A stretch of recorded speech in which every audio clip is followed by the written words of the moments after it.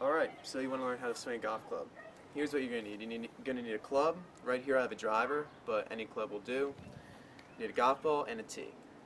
So the first step would be to tee up the golf ball, like I'm going to show you right now. So when you tee the golf ball up, put the tee in your hand like this. Just press it into the ground. And now tee height is important. Basically with a driver you want to tee the ball fairly high. Place the club behind it. And you want the face of the club to pretty much intersect with the equator, the center line of the golf ball. This allows you to produce shots that are fairly high and pretty consistent. Okay, so I'm not gonna actually hit a golf ball right now because I'm not at a driving range. So that's a big warning. Don't hit a golf ball unless you're at a golf course or a driving range. Also make sure no object or people are around you so you don't injure anyone or yourself. Okay, so let's start off with step 2 in the instruction manual, which is the grip. Okay, so there are 3 main types of golf grips. Both of them involve doing this. First, take the club with your left hand, angle it like this, and then take your right hand, place this thumb over on top of the other one. Now you can hold it like 10 fingers, so all 8 of your fingers, right, are on the bottom of the shaft, bottom of the grip. Or you can use an overlock grip, which means you take your right pinky finger and put it over your left index finger. Or you can use an interlock grip, which means that you interlock these 2 fingers. Now, on all of these grips at the top, you want it to look like this. Okay? Notice the position of the hands. Notice these V shapes. They should point at your right shoulder at address, which is the next step. At a comfortable position from the ball, just let the shaft fall down, hang down, and put your hands right there. Put the club right against the ball. You want to make sure you're in a nice athletic stance. Pretty much have your feet a little wider than shoulder width. You want a really strong stance because it's going to help generate power and keep you stable. So pretty much you want to have a little bit of knee bend. Make sure you're nice and comfortable. Make sure that if someone came up and pushed you, you wouldn't fall over. You have a nice stable balance so that you can keep the swing stable throughout. So now that you're at address, you want to worry about alignment. There's no target here because I'm in a backyard, but if there were, pretty much you imagine an imaginary line running straight from the club head through the ball down to your target, and then you want to create a parallel line along your feet towards the target, so you're aimed up. Think of it as like an imaginary set of train tracks running from you down to your target. Alright, now notice there's no golf ball. As I mentioned, I'm not going to be hitting a golf ball because I'm in a backyard. So the first step after you've teed it up, if you're actually teeing up, and after you have addressed the ball, first you're going to begin your backswing. So it all begins with the hips. Basically, you're going to begin to rotate backwards. You're not really going to move your arms much at all. You're just going to bring them along for the ride. So here we go. Move up until this point. So you're pretty much going to bring it right back. This is one of the fundamental positions you want to meet at.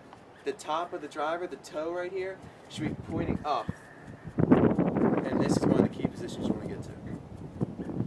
Now next, after you're here, you're going to complete the backswing. You're going to turn the hips even more. You want this left arm to stay straight. You want the right arm to bend and stay inside. And your wrists should begin to break. This is to generate power. So once you get to this position, you turn even more, bring your arms up.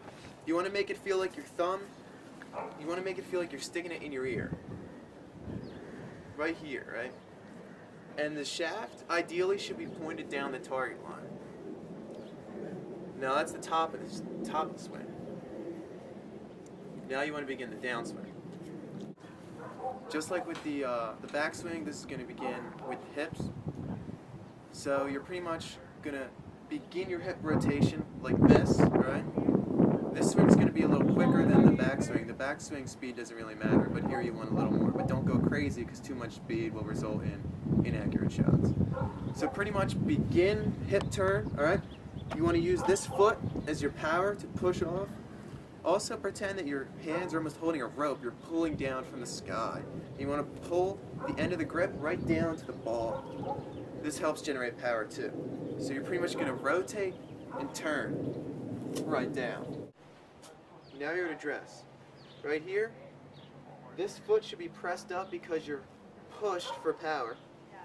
The face should make contact with the ball. Don't worry too much about it. Naturally, just let the ball get in the way of the head, and it'll go.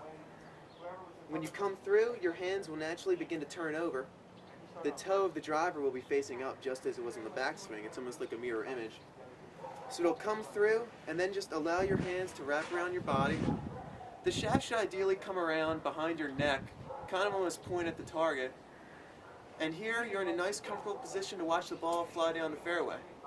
You're going to be faced right towards your target. Your right shoulder should be underneath your chin, and you should be balanced. If you come through your swing and you're falling over, you probably swung too hard. You don't want to do that because it produces inaccurate results and it's not consistent. Consistency is the name of the game in golf. So pretty much you want a nice smooth swing, you're set, stable, and watching your great shot go. So what I've just shown you are the main components of a golf swing. Now a lot of people swing in different ways, but they all have those things in common that allow them to produce powerful shots and consistent shots. Now go to a driving range or a golf course with friends, practice these steps in one fluid swing, and it may feel strange at first, but eventually you'll gain the muscle memory and it'll become second nature for you. So the golf swing is not a series of rigid steps, it's one fluid motion comprised of those steps. So now I'm going to swing several times for you in one fluid swing to give you a glimpse of what it should look like in motion. Thank you for watching, and hit 'em straight.